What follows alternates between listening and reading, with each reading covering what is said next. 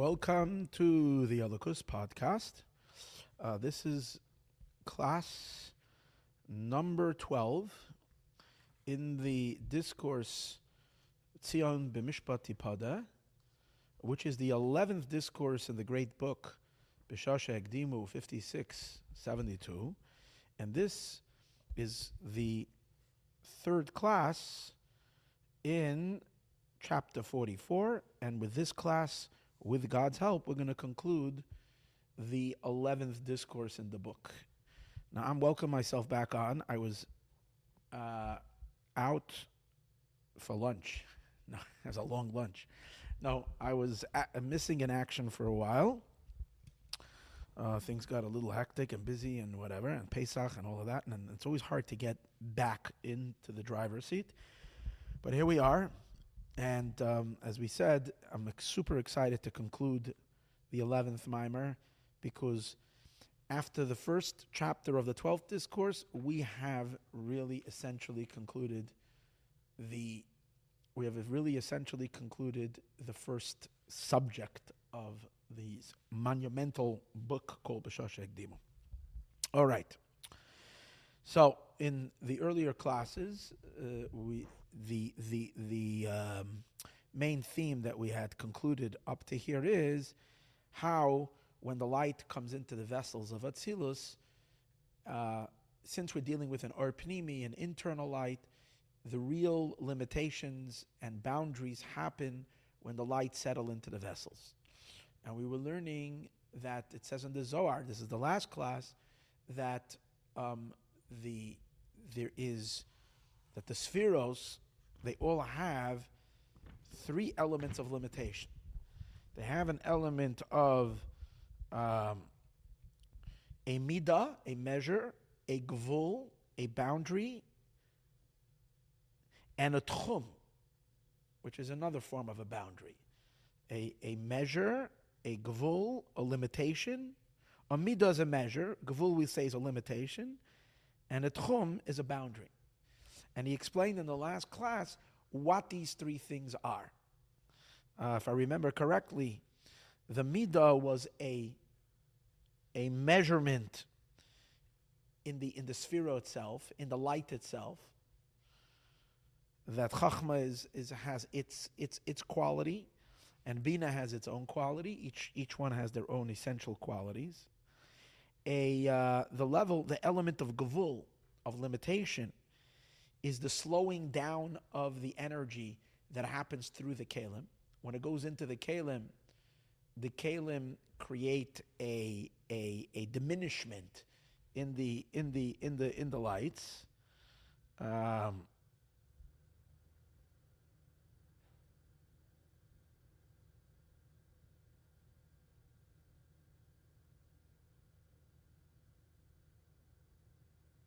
Hold on. Gevul, No, I'm sorry. Gevul is we didn't learn this in a while. I got a little rusty over here.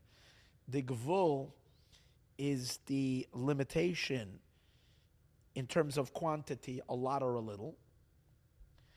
And tchum, which happens from the light itself. Midah and gevul happens in the oiros itself. But the concept of tchum is what the actual kalim impart on the sphera. That's what we were learning in the last chapter. But where he's going with this right now into the piece that we're going to learn today is not, the way I understand it, is not so nogeya. It's not so important, his last discussion. It's a general summary or related to the general discussion that we've had from when we started the book.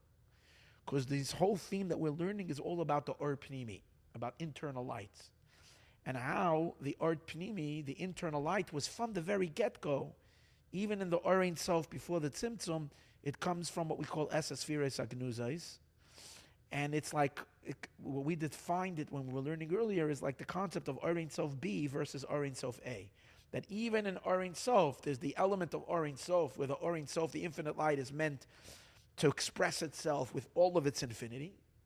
And then there is a certain element of Or Ein Sof, where the Or Ein Sof is already intended to be shining to someone.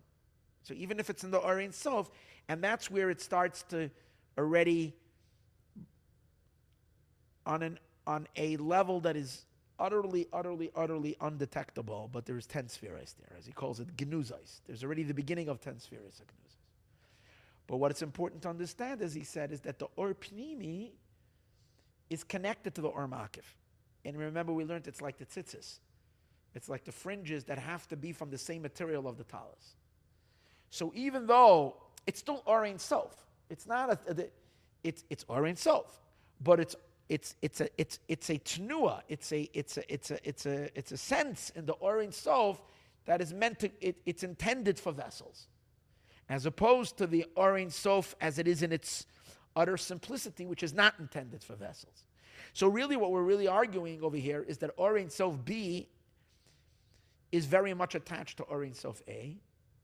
It's not two, it's one emanates from the other. And that Nakuda is where he's picking up right now in the next part of the discourse. He's going to say that in order to come to the pure and complete infinity, which is beyond grasp, because it doesn't have any kalim, it has no vessels, how do we reach there?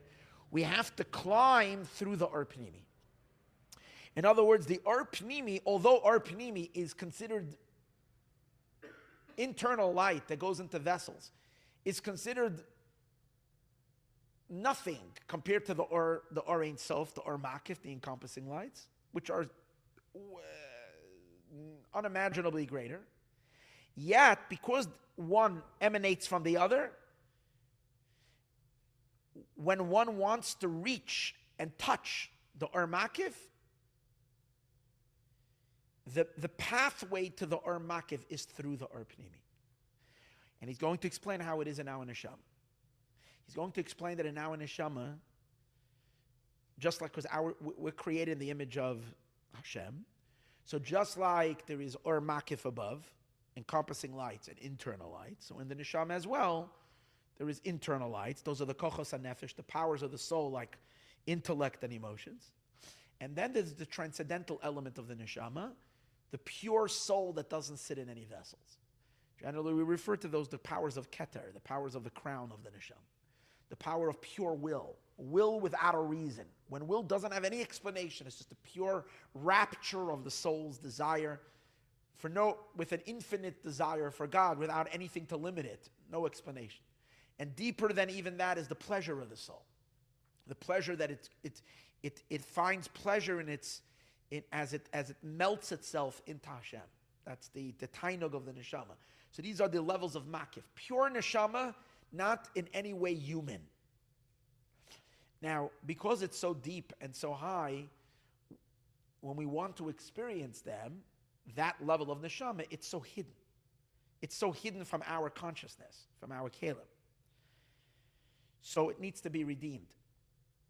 Now, maybe if a person is a really big tzaddik and doesn't create any blockages, then that dimension of neshama will naturally be sensed in the person. The person will be able to tap and feel that kind of love to Hashem, that kind of drive, that kind of will. But if there's anything that kind of creates a little bit of a blockage, then those higher transcendental levels of neshama are just go into very deep, into a very strong dormant state. And it needs to be redeemed. How do you redeem it? Which means how do you take it out of, it's not a captivity, but it's blocked. And he's going to explain that you can't trigger, how do you get to your kochos makifim? That you can't, so here's the thing. Through rigorous work in your kochos pnimiyim, in your internal power, even though you have to allow it to happen, by connecting to Hashem a lot through your intellect and through your emotions, where we do have access to, or as he's going to explain, through learning a lot of Torah, allow it to happen. You have no control over that part of your nefesh, But you can create an environment which will invite that element of your soul to come out of its. It's like being in a zoo where there is a very, very secluded animal, and nothing you can do can get the animal to come out of its hidden place. But if you're very, very quiet and you create this, and he thinks there's no one there, and it's like an absolute silence, you've created the environment that it might decide to peek out from its little place, and then you can see that animal that you wanted to see and never got to see, whatever. So here's the secluded godliness of our soul, that when we create the environment in which it feels comfortable in, through what? Through avoda and our kochos pnimiyim, doing the best we can with our internal powers, then we've created the ambiance for the koyach makif, for this, and you can't force it to happen, but it will happen. And that's, he's going to explain, so why is that way? Why is it that way? Because in the our koach makif, our encompassing power of a neshama, and our koach pnimi of our neshama is a derivative. They're coming from these two powers, and when you trace it all the way back, or pnimi and or makif is at all levels. And if you trace it all the way back to the Or Ein Sof before the Tzimtzum, it's Or Ein Sof A and Or Ein Sof B, which Or Ein Sof B is a derivative of Or Ein Sof A. So if you want to get to Or Ein Sof A, and you can't, it's through Or Ein Sof B. It's through the Kalim, whatever Kalim there are there, and the Or that's in the Kali, you can kind of trigger the light that's above the Kali. With this, he's explaining the pasuk Tzion b'mishpat Tipadeh, which was the opening. This was the opening verse that the whole mimer was built on. Remember, every discourse, he begins with the parsha and asks a question or two. So the question over there, what the verse says, Zion, Tzion, will be redeemed through judgment, and her captives will be redeemed through righteousness, through tzedakah, through charity. So he asks, first of all, what are these two elements? What is the Tzion, and what are her captives? Now, generally we know that Tzion is referring to Zion. It's referring to it's referring to the city of Jerusalem. It's called Tzion.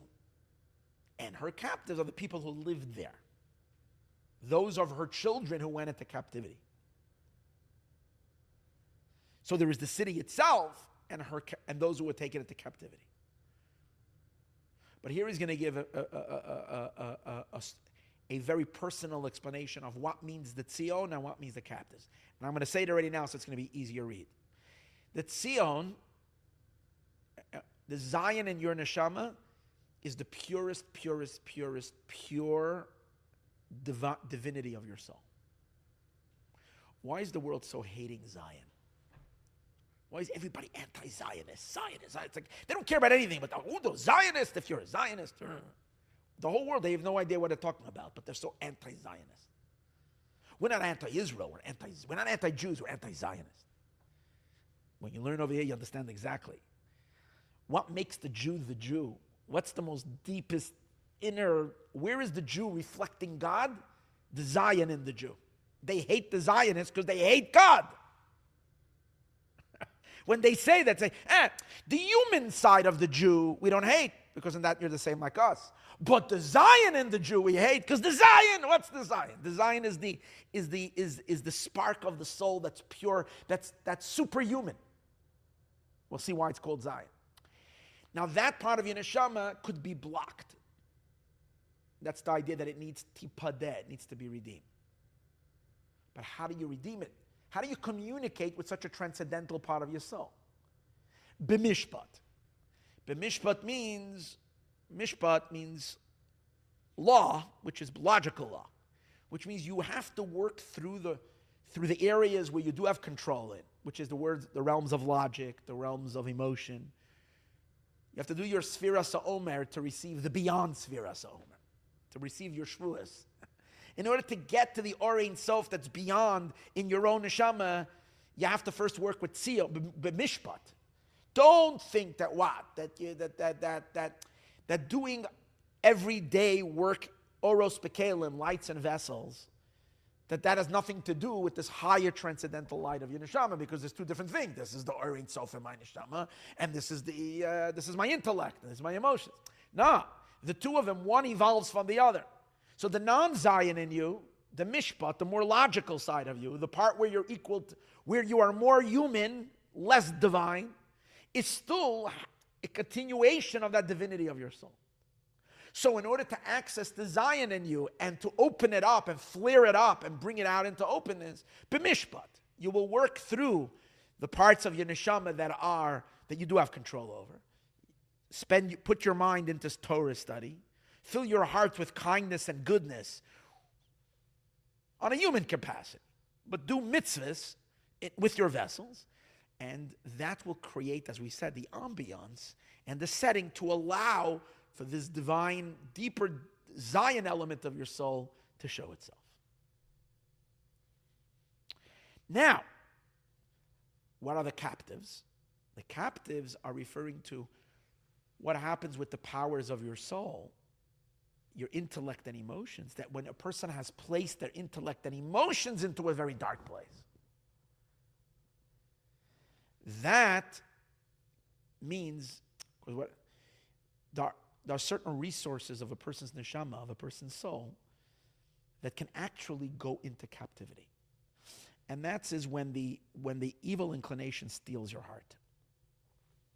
When a person gives into sin and to temptation or to any other type of thing, their heart gets stuck. Their love, which is supposed to be love towards God. And so, we're talking about lights and vessels.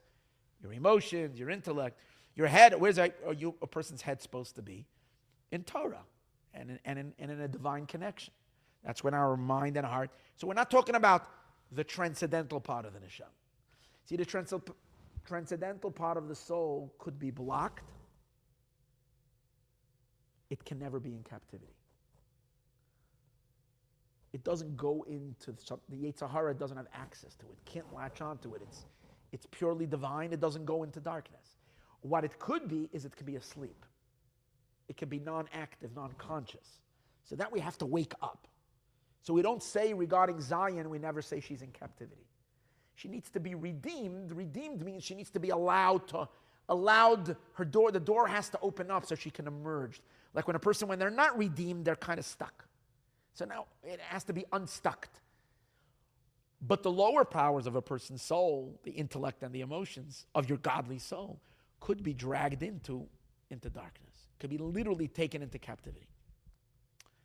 That means when the evil inclination gets the engine of your neshama, of anybody's neshama, pulls the person's love and passion into dark things, into unholy things, into impure things, that's being in captivity.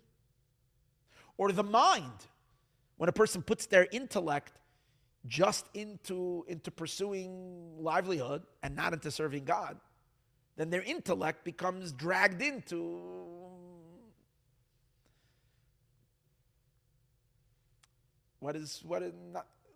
something less than holiness. So that now needs to be redeemed out of captivity. How do you do that? For that, you have to already evoke. God has to pull your. When someone is languishing in prison, how do you get him out? You pay money. You have to pay money. You have to pay a ransom. How do you get people to pay the ransom? From time to time, you see it in these campaigns, tzedakah campaigns. There's a guy who got stuck, but it wasn't their fault. They ended up in Liberia. They ended up over there. And the person is alone there for weeks. He can't talk to someone. They're mistreating him. They're sitting with a bunch of anti-Semites over there in the jail. They're beating him up because he's Jewish. So what do? They tug on your heart. Then people give money. People give money because they have compassion for someone who's suffering. So if you want to get your own neshama, a person's own soul, out of captivity, you need to evoke divine compassion for God to redeem the neshama. How do you evoke God's compassion? When we have compassion on people, on a poor person, on a person who's struggling financially, and we have compassion on them, and we help them out, it evokes God's compassion to redeem our soul from our captivity. So this verse is really describing a person being in a non-good place on two levels. The higher level of the soul could be blocked. And for that we have to unblock it. And we have to give it a room to reveal itself. That comes through studying Torah and activating the lower part of the neshama, the or pnimi of the neshama, which will lead to a revelation of the or makif. And that's why Tzion, which is the transcendental part of the soul, b'mishpat, through learning Torah, Tipadeh is redeemed. But over here, redeemed means it's just unblocked. Yisroel, but her captives. That means her powers that she delivers into vessels, which become far more humanized. These powers can go into captivity. These are the lower powers of the soul. They can be dragged in by the evil inclination into really dark things and be locked in prison. Imprisoned by the evil inclination, by the Yetzer Hara, by the Klipa, by the Sitra Achra, by the other side. How do you get that out? Through tzedakah. What does it have to do with everything we learned? Very simple. Based on the idea that we learned earlier, that the Or Pnimi and the Or Makif are one deriving from the other. They start off together, and the Or Pnimi is a derivative of the Or Makif. They're sisters and two sisters, these two lights. That's why, and they're connected. That's why one can pull the other. Let's read inside. Now, based on all of this, I'm learning literally the last paragraph in the Maimer, the 11th Maimer, Tzion b'mishpat Tipadeh. Reuven, it's to be understood, Mashakos of Tzion b'mishpat Tipadeh, that Tzion, Zion, is going to be redeemed through Mishpat. The innate Tzion, Ulash and Simen. First, let's understand. So we already discussed that Tzion is referring to the divine, the divinity of your soul. The pure soul that's a piece of God from above, that's infinite, that's not limited by any human containers. How does the word Zion express that? Because the word Tzion, a tzaddik, the first letter of Tzion is the letter tzaddik, which is a ts sound, ts like, or tz sound. It switches with a s sound, because a tzaddik and a samach are letters that switch with each other. I think because they're both tongue letters. Tzion samach, yeah. So they all letters that come from the same organ of the speech can be exchanged. So Tzion and samach switch. So when you say Tzion, it's as if you would say, no, it's not because of the switching of the letter. I'm making a mistake. It's because of the meaning of the word. Tzion means a mark. To make a mark on something means to be mitzayin. I made a little mark. When you put a little star somewhere, a mark, and you're putting a footnote on the bottom, that mark is called a tzion. I made a little mark, tzayanti, you say in Hebrew. I made marks wherever you have to sign. That's called, I make a symbol, a mark. So tzion means a mark. And when you put a mark, what does a mark mean? A mark doesn't have a significance on its own. A mark means that it's a symbol, it's a sign that you should pay attention to something else. When you mark on your wall, you're putting up a picture frame, and you make a little pencil dot on the wall. What is that? Or contractors are always doing that. They'll go and they'll make a little scribble. They'll make an N or a line here and a line here. The builder comes and he knows that that's exactly where he has to cut, and there he has to put the thing, and there he has to stick the screw in, and that's where a beam will go. Sometimes they just go there. If I walk into a construction zone and I see writings on the thing, and do that, it means nothing to me. But those that are the builders know that when you see an N means that here is where the pipe goes. Here's where the plumber is going to stick the pipe in, and these are all signs. A tzion means a symbol. What is the deeper meaning of the tzion in our context? Now, you put a sign for something that's hidden. Because if it wasn't hidden, why do you need a sign? You can just go to the thing. You're making a mark to show that here's something that's not here. For example, the contractor is making the signs because right now he doesn't have the beams. Right now he's not putting in, the stuff is still in the storage house. It hasn't even been delivered yet. But we know that here's where the beam will go, here's where this will go, here where that will go. Because on something that's here, you don't need a sign. So on the deeper meaning, a real sign in the context of godliness is that it's a symbol for something very far away. What's that very far away? The infinite light of God that is hidden from the world, that is utterly above the world. That's when we say a Tzion, that you're a Tzion. You're a marking in this world for something that's out of this world. What's really out of this world? God is out of this world? Yeah. Godliness? No. There is godliness that's very much part of creation. The godliness that's part of creation, which are the Esa Sefirot and all that, that's part of the universe. That's not hidden from the universe. It's embedded in the universe. What's hidden from the universe? The infinite light that's above creation is hidden from the universe. So a Tzion means something that is indicating and symbolizing and pointing to that which is utterly hidden. That's the Tzion. So he's going to explain that there are two things that are called marks, Tzions. Mitzvot are called Tzion. Every mitzvah is a mark. Because the mitzvah that you're doing is a physical action, but it's symbolizing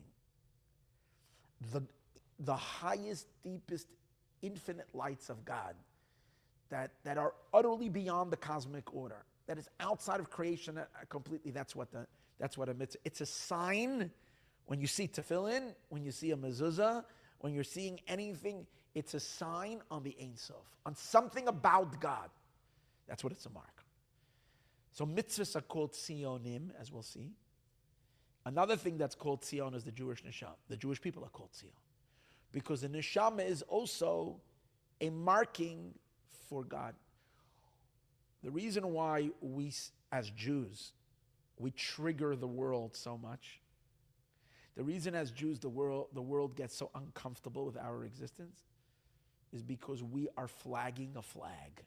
Every time someone sees us, we're flagging the flag. Not just of God, not of a creator to the world, but of a being that far surpasses infinitely the creation. And we are reminding the world, we are speaking to that as he's going to say. We are a marker for that. Some people love that. Some people in the world love that because it tells them God takes an interest in creation. Some people are very irritated by that because they don't want to know that there's a God. So they have a fanatical hatred to the Jewish people. And they say, and they'll admit, that they don't hate the Jews, they hate the Zionists. Which is exactly this point. They're not even realizing what they're saying. They cannot stand the Jewishness, the ultimate Jewishness of the Jew, they can't stand. Which makes sense. So now let's read. The Hinei Tzion, Lashon Siman, a sign. Like it says, set up for yourself markers. On a road, a lot of times, you put markers. So the people should know this is the 3rd mile, the 5th mile, you put markers. So Hashem says, set up for yourself markers. The things that will remind you of Hashem. The koyal mitzvahs. They're referring to mitzvahs. Shem b'chinas Tzion. They are a mark, the siman, and they are a sign, al or ein sof, on the infinite light, shalamayla meshtal shalos, that is above the entire progressive order of evolution of creation. Shazau v'zau gamkein shamitzvos nekre eidos. The same reason the mitzvos are called markers, the mitzvos are also called testimonials. Why are they called testimonials? Because witnesses, because a witness comes to bear witness on something that we don't know. It's on a hidden thing. No one knows what happened. You need a witness. What happened in that dark alley? No one knows. No one was there. 2 witnesses come. They tell us. Because they saw, they know. So on a hidden thing, on a thing that everybody saw, you don't need witnesses. It happened in the middle of the day. This Meshuggah guy came and wanted to shoot Trump this week. He did it in open. He did it in front of hundreds of people. You don't need witnesses. They're not going to have to call witnesses to his trial. Everybody was there. Witnesses. They're going to call witnesses, but the people, everybody's a witness. Whoever was there, you'll see it. When someone was shot, and it was quiet, and there's a witness who was looking out the blinds from the third floor apartment and saw the guy whatever doing. So then that's a witness because no one was there. You need a witness. So on something that's hidden is a witness. So mitzvahs are called witnesses because they come to bear testimony on someone who is hidden. Who is hidden? The godliness of creation is not hidden. It's the utter transcendence of God that is hidden. And the mitzvahs come to bring that into the world. They're called testimonials. Like it says, in the way of your testimonials, I rejoice. Now, why does he rejoice? Because they're testimonials on something so crazy, so great. Because to witness, you bear witness on something that is hidden. Anything that is apparent and revealed, you don't need witness. And more than that, not only don't you need witnesses on something that is revealed, that everybody knows, but even on something that you know will come out, something that cannot stay hidden and it eventually will come out, you don't need witnesses either. You don't need witnesses that a woman is pregnant, because if she is, it'll come out. She'll have a baby. So it will, something that eventually will come, the baby will come out. You don't need witnesses on that. The witnesses on something that is a secret that might never come out, you need witnesses to reveal that. Even something that eventually will be revealed, you don't need a witness. Only on something that's hidden, something that's completely hidden, you need a witness. What does the witness do? The witness reveals that which is hidden. Same as above. What is the concept of bearing witness? God's testimonials, God's witnesses, are those who come to tell us about God, where God is utterly hidden from existence. Now, what flashes in this world? What kind of flasher do we have in this world that flashes to us that there is a God, God's infinity, God's a mitzvah? Every mitzvah is full of flashing that there is an Ein Sof utterly beyond. That is beyond all order, beyond all definitions, beyond all comprehension, beyond all systems, beyond all... The mitzvah tells us about it. To reveal the Or Ein Sof. Stima, the kol stima, the one that is hidden from all the hidden. That is hidden and concealed from the entire evolution of worlds. And he's revealed only through the witnesses. Mitzvahs. And those are the mitzvahs. What's the relationship? How is a mitzvah bear testimony on God? Because the mitzvahs are God's will. And they're not rational will. You can't explore the mitzvahs with rational. If you use logic for mitzvahs, you can only explain very, very, very small, limited amount of the mitzvah. Because even a mitzvah that makes sense, the details don't make sense. The general mitzvah you can explain. Shabbos you can explain, it's a good day to rest. But the details, exactly like this and not like this, and if you moved it like this, it's at a certain point it's all senseless. Why? You say because this is what God's will is. When we say it's senseless, it's super rational. It's utterly so it's indicating God as He is above all reason and all His mitzvahs. So they're revealing the Or Ein Sof, that which is hidden from all hidden. And that's why they're also called, just like they're called testimonials, they're also called Tzion, because they're a marker. The mitzvah is a mark, like you're looking at something physical tefillin. But what is it? Whenever you see a tefillin, you see a mitzvah object. Boom, boom, boom. Here you have something that is flashing to us. It's a little light telling you there's an exit there. Here it's telling you, what is this light telling you? This flashing light over here, this mitzvah, it's telling you of an infinite supreme being that is utterly beyond creation, that through this mitzvah is being drawn down into this world. That's what the mitzvah is. It's a mark. It's a sign to the Or Ein Sof. Hasasom, that is hidden, v'anelam, and that is obscured. Shebehem, that is in the mitzvah, it's hidden. Val Yada Meir Begil. I'm sorry, Shabam Val Yada Meir Begiloi. Not in the mitzvah, sorry. On its own, it's hidden. But through the mitzvah, Hashem's will, which is Hashem himself, is shining in this world. Now, this is why mitzvahs are called Tzion. The Jewish neshama, we said, who else is called Zion? The Jewish people are called Zion. Tzion. Chen nishmas Yisroel, nikrat Tzion. The neshamas of the Jewish people are called Tzion. Why? Because the Jewish people are also a sign. They bear testimony on God. Shem Tzion v'siman la'arein sof. They too are it. That means that the soul, the holiness, the godliness of the soul is not from the godliness of creation. It's from the godliness that's utterly beyond creation. And the proof to that is, everything that's part of creation is part of a system of logic. And Jews are crazy. And that's a sign that we're not part of the system.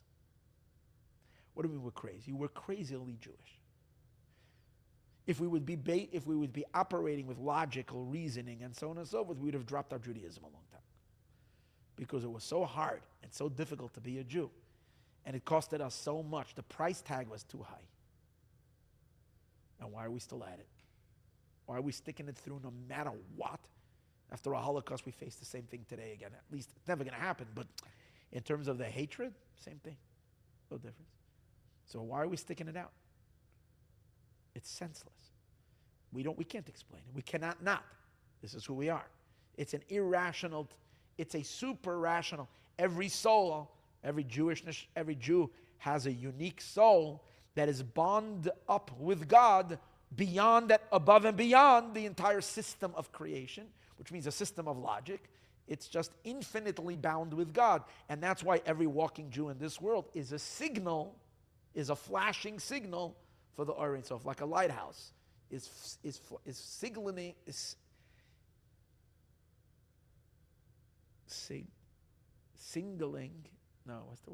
signaling the Ein Sof.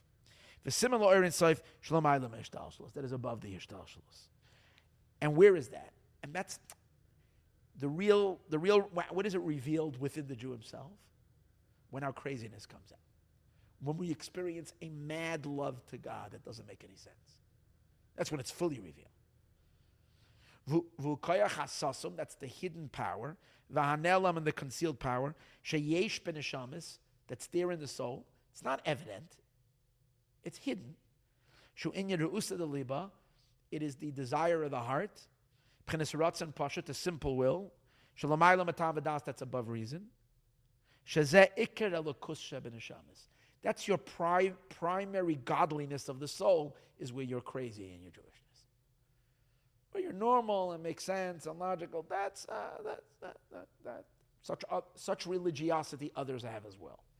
It's that where it gets beyond reason and it reaches a point of, that's the real pure godliness of the soul. That's the Tzion inside of us. The Alter Rebbe, therefore, if you realize this is not a chiddush over here, in Tanya the Alter Rebbe says that the main holiness of the Jewish neshama is the fact that a Jew will die al kiddush Hashem. It's the power of Mesiras Nefesh that makes us Jewish. The ability to melt ourselves completely for no reason at all. We have no explanation why. It's not because we're going to gain something. It's just because we cannot be separated. Now, where was this revealed? It's very hidden. But where was it revealed? And the hostages. You have a perfect example. These guys were in the dungeons, and they didn't grow up with Judaism, and suddenly they want to make Kiddush on Shabbos no matter what. They're going to fast in Yom Kippur, and they're defying their captors. Why? You didn't care about Judaism. They want you to Islamize. Do a little Islam over there. What do you care? Nah. Even though I couldn't care less. I was hanging out clubbing all day long in disco places in Tel Aviv. And now suddenly I cannot stand. I'm going to make Kiddush on Shabbos when I'm over here. Why? Something was triggered. In the dungeons of Gaza, the purest point of the Jewish soul came out. Precisely because they weren't religious people. That's the whole beauty of it. That's where it came out. The Zionist, those are the real Zionists. The Zionist of the Jew that drives the rest of, so much, not the rest, but so much of the world insane with hatred.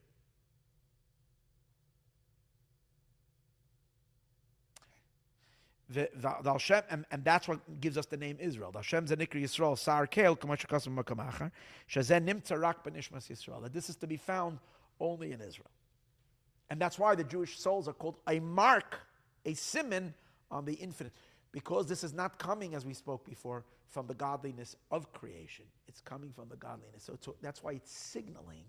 You're getting a Wi-Fi. When you're seeing a Jew, you're getting a Wi-Fi signal to the Ein Sof. And it's creating vibrations of that. The world feels something there. Either you love it or you hate it, but you can't be indifferent to it.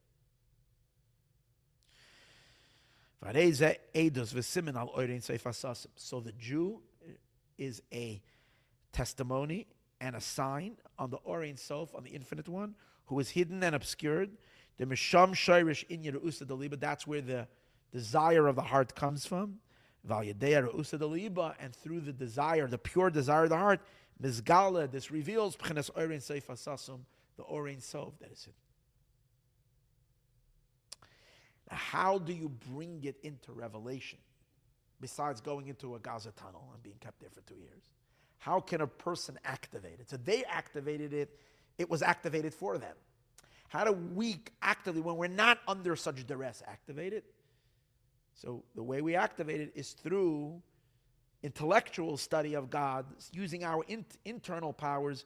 We create the ambiance, that's what we said earlier, we create the setting for it to happen naturally on its own. That's going to continue, but we don't have time. I have time to continue, but being that this is already 41 minutes and we keep these classes usually 30 minutes, so we'll have to stop. I thought this would be the last class, but the last class is going to be class number 13, hopefully tomorrow.